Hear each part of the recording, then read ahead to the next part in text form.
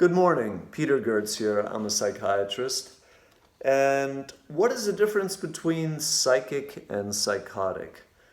This can be something that really is a pressing question for people going through experiences that could be psychic or psychotic. And it's also a question for the person treating them, any therapist, psychiatrist, psychologist. So how do you differentiate if someone is hearing voices? Is that psychotic, psychic, spiritual? What is the way to tease that out and try and make sure you do not give someone an antipsychotic who does not need one, and to also, on the other hand, make sure you give someone an antipsychotic who does need one? So this can be a little bit of a dilemma. That is where the DSM-5 is actually very good. Any DSM was good in that respect.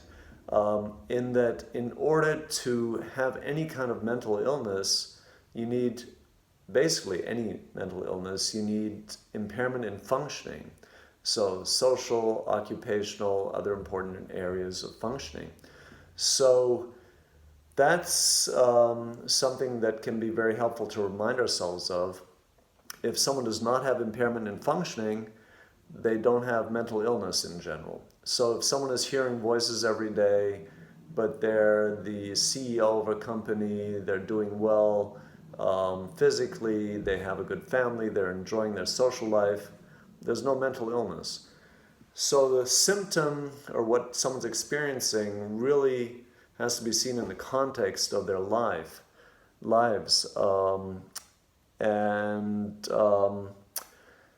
You'll hear, if you're a therapist, if you're working in psychiatry, you're going to hear a lot of different things from different people. I remember a gentleman at the VA once, many years ago, told me his deceased wife had come back to him and they'd had sex. But when he told me that, he wasn't disturbed by that. It seemed like more of a spiritual type experience to me. He was not psychotic as far as I could tell. He was, calm, relaxed on the ward.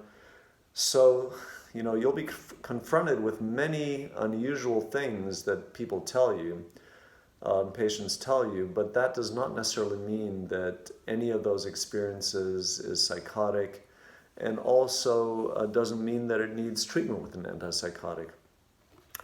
So this is something that can be pretty tricky because the impairment in functioning can fluctuate, can be on and off, so you do want to be careful. And these are some pretty serious situations often. If someone's hearing voices that are very disturbing, that can even lead to suicide. So you want to be careful with that differentiation on both ends. You want to take something seriously that needs to be taken seriously, but you also want to be relaxed enough to let people have spiritual experiences, have experiences of hearing voices, and not necessarily be disturbed by them.